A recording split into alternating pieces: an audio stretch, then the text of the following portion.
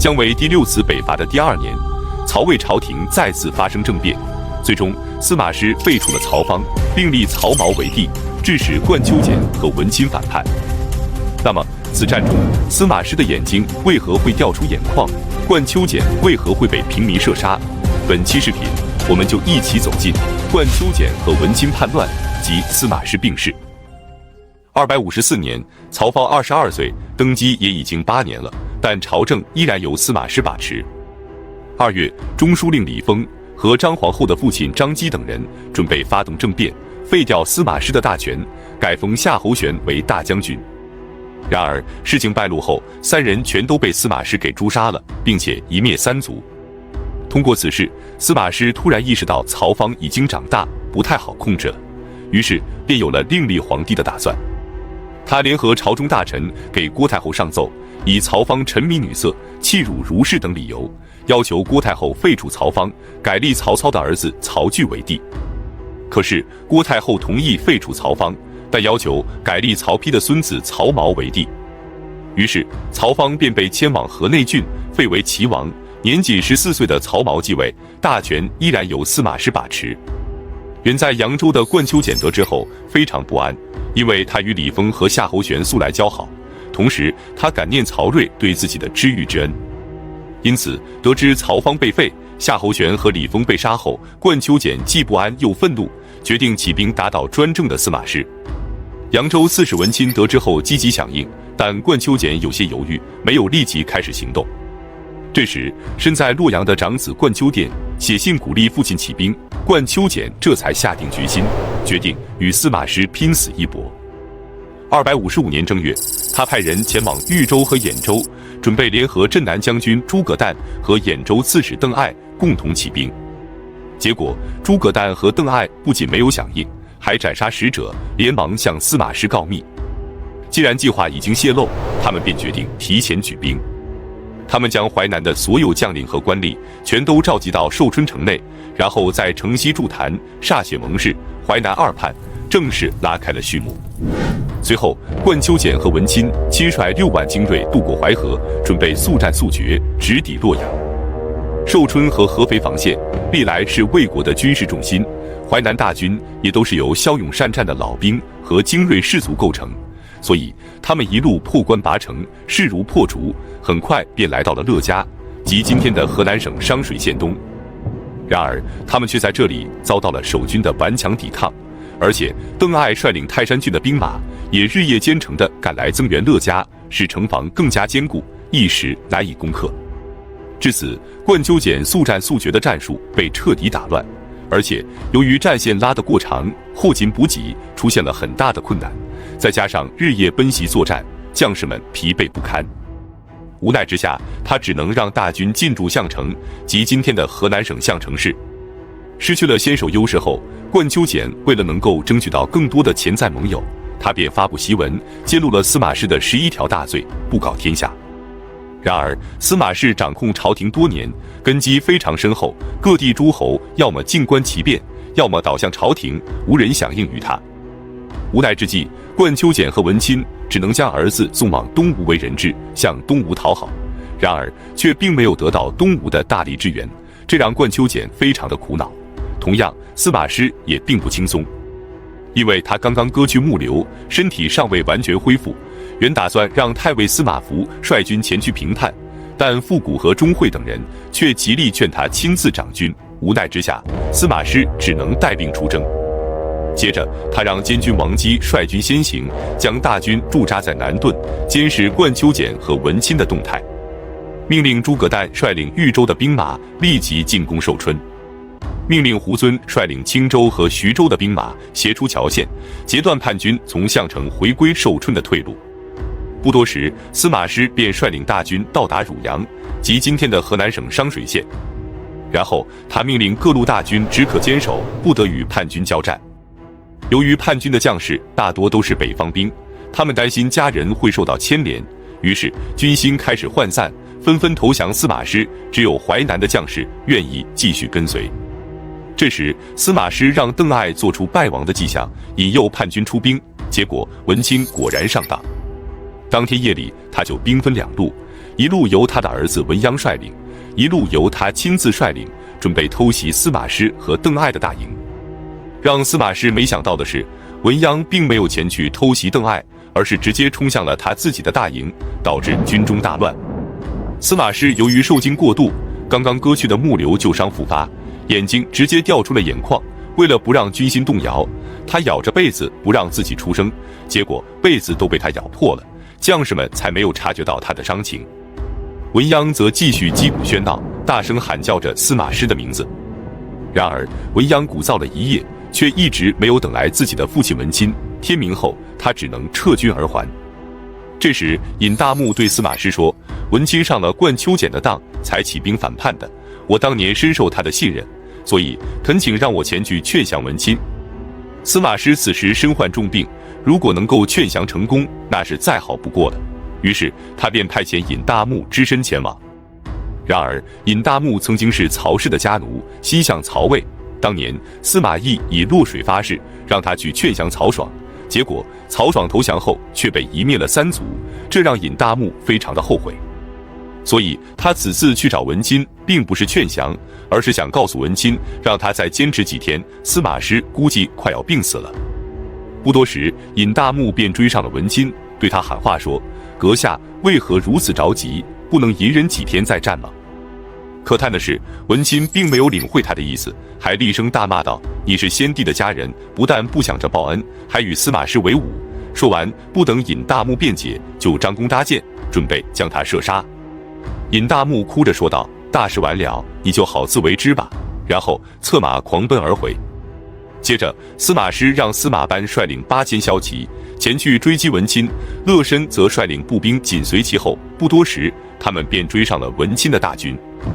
文鸯虽然勇武善战，但仍旧无法扭转战局，很多部众倒戈投降，文钦父子力战突围，向南逃走。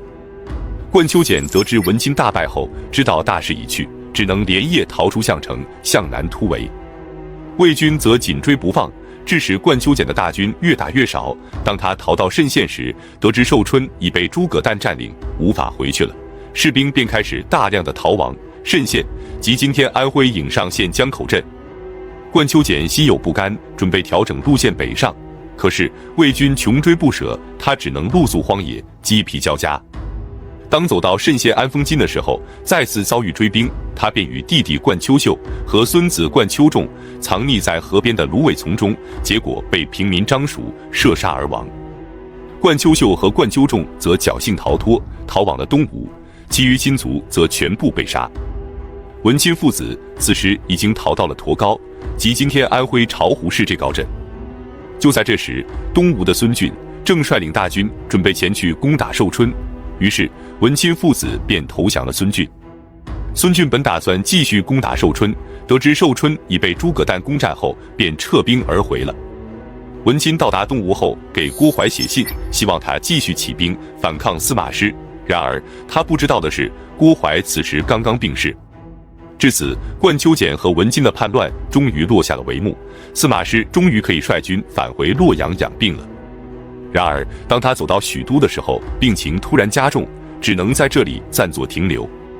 255年3月23日，司马师痛死于许昌，终年48岁。皇帝曹髦得知后，立即下诏，以东南刚刚平定，尚不稳定为由，命令司马昭镇守许昌，让尚书复古率领大军返回洛阳。曹髦的目的就是架空司马昭，夺取司马氏的兵权。司马昭接到诏书后非常慌张，一时不知所措。他要是听从了皇帝的旨意，失去的就不只是兵权了，可皇帝的诏书又不得不听。然而让曹髦没有想到的是，复古其实是司马氏的亲信，他与钟会商量对策，钟会便告诉他，可以给皇帝上表说，由于司马师暴毙，导致军心动荡，只有让司马昭一同返回，才能稳定军心。这个理由，朝廷一定难以拒绝。就这样，钟会轻松地化解了司马昭的危机，使司马昭可以顺利地返回洛阳。随后，他被拜为大将军，开始掌管魏国的朝政。姜维得知司马师病逝后，便准备再次北伐。可是征西大将军张翼却认为姜维穷兵黩武，与他在朝堂上争辩不休。那么姜维不听劝告的第7次北伐，战果如何呢？我们下期接着讲述。254年和255年，姜维2次北伐曹魏。那么这2次北伐的战果如何？被黄忠斩杀于定军山的夏侯渊之子，为何要投奔蜀汉？邓艾又是如何到达陇西的？本期视频，我们就一起走进姜维的第7次和第8次北伐。254年正月，姜维回到成都，刘禅让他都督内外军事。从此，姜维便真正地掌握了蜀汉的军权。同年，司马师诛杀了李丰和夏侯玄等人，并且废除曹芳，并立曹髦为帝，致使冠丘俭和文金叛乱。与此同时，狄道的长官李简秘密地向蜀汉请降，姜维得知后非常高兴。同年6月，他便率领着荡寇将军张仪等人前往狄道迎接李简。狄道位于今天甘肃临洮县，是古丝绸之路的要道，秦长城的起点，而且有洮河作为天然屏障，自古便是易守难攻之地。不久之后，姜维的大军便到达狄道，李简则率领官吏和百姓出城迎接。曹魏的将领徐志得知后，立即前来救援狄道。姜维派遣张仪前去迎战，虽然最后张仪战死，但魏军的伤亡却是蜀军的数倍。之后，姜维趁胜围攻襄武，与徐志展开激战，再次大破魏军。接着，他先后攻破河关和狄道以及临洮等地，并将这3个县的百姓带领着撤回了汉中。然后，他将百姓们安置在绵竹和樊县居住。姜维的第7次北伐结束。第2年，即255年3月，司马师病逝于许都，司马昭被拜为大将军，开始执掌朝政。姜维得知后，认为曹魏的政局不稳，是北伐的绝佳机会。可征西大将军张翼却认为，蜀汉国小，不应该穷兵黩武，与姜维在朝堂上争论不休。但姜维不听劝谏，执意北伐。同年夏天，他便率领夏侯霸和张翼等将领，以及数万人马，第8次北伐曹魏。这是姜维历次北伐中规模最大的一次。夏侯霸是夏侯渊的次子，当年夏侯渊被黄忠斩杀于定军山，夏侯霸常常咬牙切齿，立志要为父亲报仇雪恨。高平陵之变后，曹爽被杀，曹爽的亲信也都受到了牵连，其中就包括夏侯玄和夏侯霸。夏侯玄作为曹爽的表弟，被任命为征西将军，负责镇守陇西。曹爽被杀后，司马懿便将他召回京城，任命郭淮为征西将军。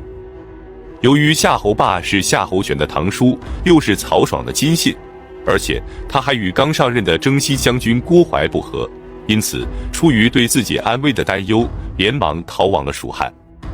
那么，既然他与蜀汉有杀父之仇，为何还要投奔蜀汉呢？原来他有个堂妹，当年外出打柴时遇到了张飞，被张飞娶为妻子，生下的女儿便是此时刘禅的皇后。因此他投奔蜀汉之后，刘禅非常高兴，立即任命他为车骑将军。8月，姜维的大军到达扶罕，即今天甘肃临夏县东北，然后准备向狄道进军。此时，雍州刺史是刚刚上任的王经，驻守在上邽。征西将军郭淮已经病逝，由陈群的儿子陈泰接任，驻守于陈仓。得知姜维率领数万大军前来，王经非常慌张，连忙向陈泰请示。他给陈泰写信说，蜀军准备从岐山、石营以及金城3路发起进攻，所以他准备率军前往石营迎敌，同时分兵驻守岐山，让凉州的魏军前往扶罕侦察，并迎击金城方向的蜀军。可陈泰认为王经的情报并不可靠，一方面按照他的分析，姜维不可能如此进军，另一方面即使姜维兵分3路进发，以王经的战术也是无法阻挡蜀军的。因此他命令王经率军进驻狄道，并且只可坚守，不可迎敌。他将亲率大军前来救援，等他到达后，在里应外合夹击蜀军。于是王经便率军进驻狄道，陈泰则从陈仓出兵赶往陇西。然而当姜维率军赶到狄道附近时，王经觉得蜀军长途跋涉而来，必定疲惫，趁他们还未休整之前，突然发起袭击，定能将其打败。于是王经便率军出城，与蜀军在桃河西岸展开激战。结果魏军惨败，战死者多达数万人，仅在逃跑时淹死在桃河里的士兵就有万余人。王经这才感受到了蜀军的勇猛，不得已只能率领残部退回狄道城，坚城固守不出。这时张翼对姜维说：“我们已经取得了胜利，应该适可而止。如果继续进军，也许会毁掉这次胜利，是画蛇添足的行为。”没想到姜维大怒，不肯听取张翼的劝告，立即下令围攻狄道。陈泰此时还在赶往狄道的路上，当他得知王经不听命令，擅自出城导致大败后，既气愤又焦急，连忙让骑兵率先出发，他亲自率领步兵跟随，急速赶往狄道救援。远在洛阳的司马昭得知王经战败后，担心陈泰不能单独挽救战局，于是立即让长水校尉邓艾率军前去救援，同时让自己的叔叔司马孚镇守关中，以为后援。就这样，姜维包围着王经，而陈泰和邓艾则准备包围姜维。不多时，陈泰和邓艾的援军便陆续到达上邽。这时，邓艾认为王经已经战败，致使蜀军士气高昂，而我们率领的都是仓促聚集的散兵，士气不高，如果再次战败，陇西必然动荡。因此，他建议让王经固守狄道，拖垮蜀军，我们固守要塞，避其锋芒，等蜀军疲惫之时，再发起攻击，便可一战而胜。这便是舍小利而顾大局。并且举例说，如果被毒蛇咬了手，壮士就应该把手腕砍去，以保护身体不被毒害。可陈泰却说，姜维轻兵深入，粮草必然不足，如果他攻下狄道，然后向东进兵，就能得到足够的粮草，然后他再收拢降兵，招纳羌胡，等到那个时候，我们可就彻底被动了，所以必须速战速决。随后他便命令大军连夜出城，避开姜维设下的伏兵，隐秘地越过高城岭，然后绕到狄道城东南的高山之上，燃起无数的烽火，并且命令士兵鼓角齐鸣。狄道城里的将士们得知救兵已到，士气瞬间高涨。姜维没有想到陈泰的援军来得如此快速，为了试探敌军虚实，他亲自率军绕过山峰，与魏军展开激战。结果魏军果然人多势众，一时无法取胜，只能退回营垒。这时凉州的魏军已经从金城关赶到了沃甘坂，即今天兰州市阿甘镇。陈泰便扬言要截断蜀军的退路，致使蜀军惊恐不安。9月25，姜维只好撤军退到中堤，即今天甘肃临洮县南。狄道城里的将士们终于被解救了出来。王经感叹道：“城中的粮食已经不足10天，如果不是救援及时，恐怕就要全城覆灭了。”战后，王经被召回京城另行任命，邓艾则被正式任命为安西将军。从此，他便驻守陇西，成为了姜维最为强劲的对手。至此，姜维的第8次北伐结束。诸葛诞和文钦是怎么走到一起的？最后，他们又为何反目成仇？姜维得知诸葛诞起兵反叛后，立即北伐曹魏。那么，最后的战果如何呢？本期视频，我们就一起走进姜维的第9次北伐，即诸葛诞在寿春起兵。256年，姜维被拜为大将军，开始执掌蜀汉的朝政。6月，他与镇西将军胡济兵分2路出击，约定在上邽会合。姜维的第9次北伐拉开了序幕。7月，姜维率先到达岐山，得知邓艾已经在岐山堡布下重兵，他便改道前往董亭，目标依然是陇西重镇狄道。然而，当大军到达武城山的时候，邓艾却抢先占据了武城山，据险而守，等待着蜀军。姜维得知地利的优势已经不在，强攻难以取胜，于是连夜渡过渭水，准备前去攻打上邽。邓艾得知后，立即引兵前来攻击，两军便在段谷展开激战。由于胡济没有按照约定的时间到达，导致蜀军交战不利，士兵伤亡惨重。陇山以西的百姓们也埋怨姜维，趁机开始骚乱。不得已，姜维只能罢兵而回，第9次北伐失败。消息传到成都，大臣们纷纷上表，批评姜维屡次北伐不见成效，导致蜀汉兵疲民困。姜维无奈，只能给刘禅上书谢罪，自求贬职。刘禅便改任他为卫将军，代行大将军之职。就在这时，曹魏朝廷再次发生变故，曾经不与冠丘俭联合，并抢先攻占寿春城的诸葛诞，竟然也起兵反叛了。冠丘俭和文钦起兵的时候，曾经派遣使者联合诸葛诞一起起兵，可诸葛诞不仅没有响应，还斩杀使者，向司马师告密。可仅仅过了1年，他便准备自己起兵反叛了。256年，诸葛诞以东吴准备进攻寿春为由，要求朝廷增兵10万，以抵御东吴。司马昭得知后，觉得有些蹊跷，便派遣贾充以慰劳将士的名义前去试探。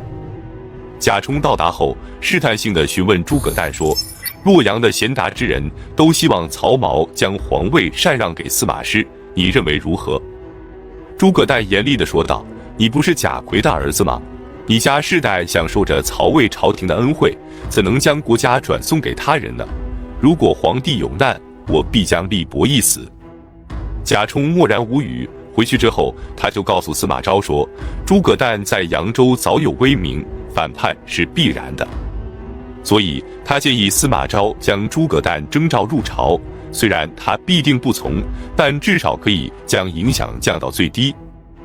257年，司马昭以皇帝的名义下诏，升任诸葛诞为司空，让他把军队交给扬州刺史乐进的儿子乐申，立即回朝任职。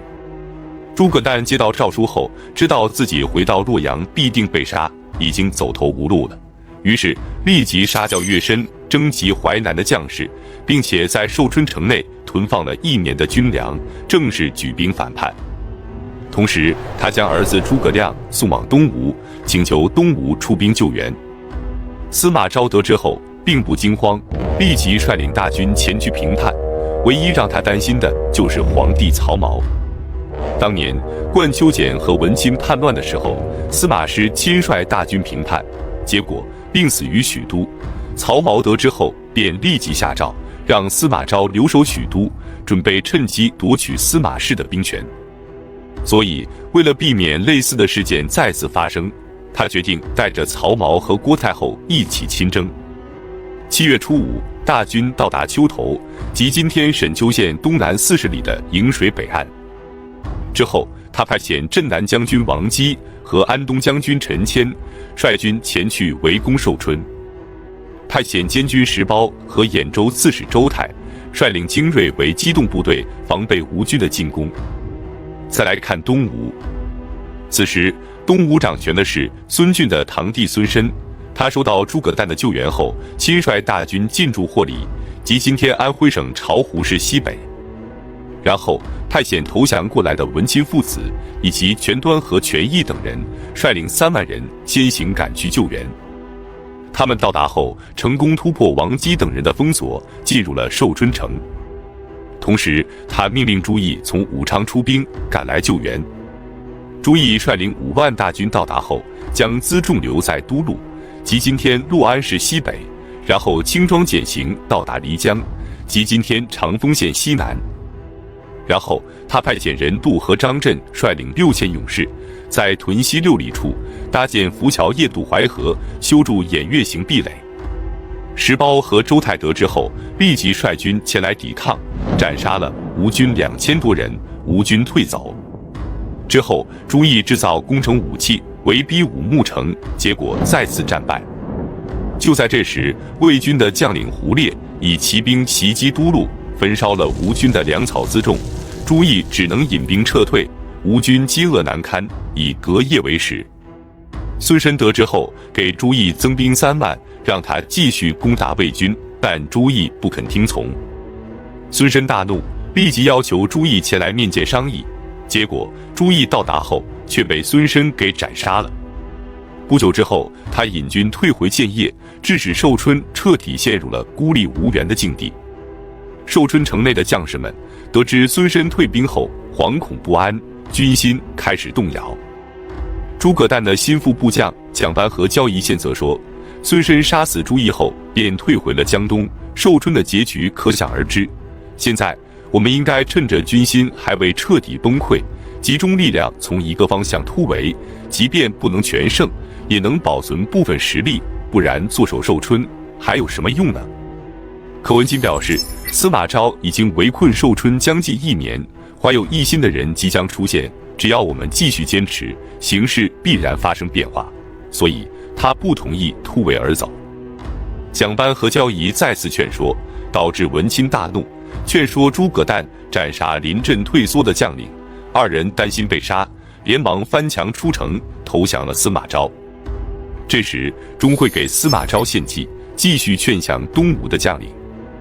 当时孙大虎的第2任老公全琮在东吴任右大司马，他的儿子全义和孙子全敬，以及侄子全端和全篇等人都在寿春城内，而全琮的另外2个孙子全辉和全仪则因为在东吴惹上了官司，无奈之下只好带着母亲投奔了司马昭。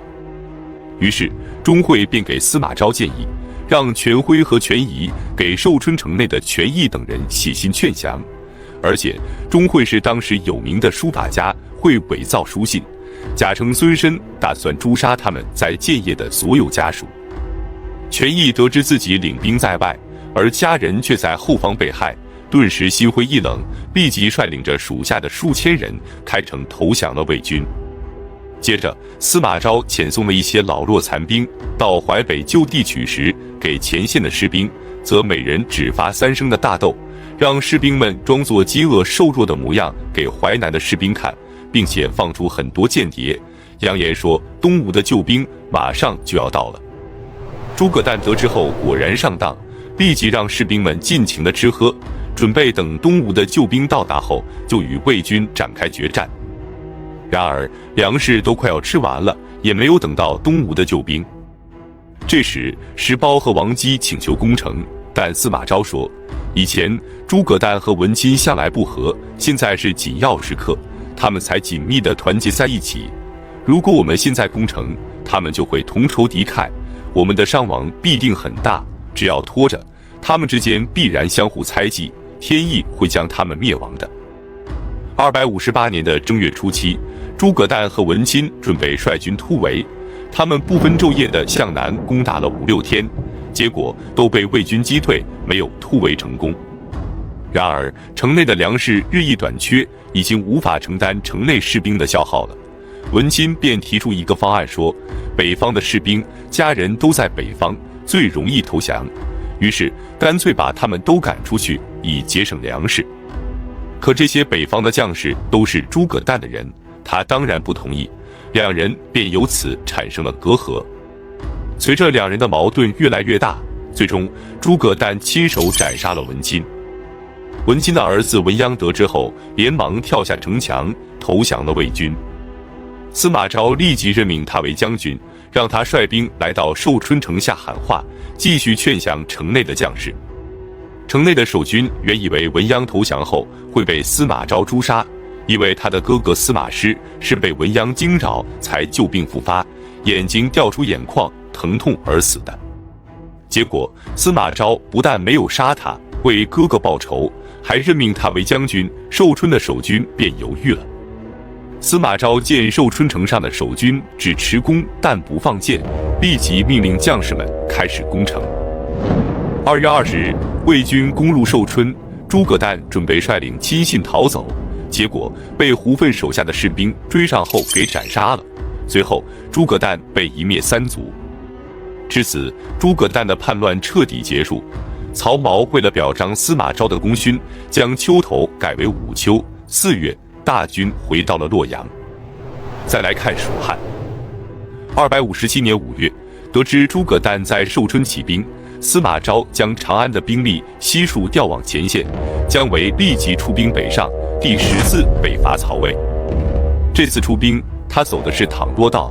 征西将军司马望和安西将军邓艾担心姜维夺取魏军囤积在长城的军粮，连忙合兵据守长城，即今天陕西省周至县西南。姜维到达后多次挑战，可魏军坚守不出，双方对峙了长达1年，直到诸葛诞被杀，姜维依然没有拿下长城，于是只能被迫退兵。姜维的第14北伐结束。此战过后，邓艾被任命为征西将军。姜维返回成都之后，刘禅恢复了姜维大将军的职位。本期视频就到这里，感谢观看，下期再见。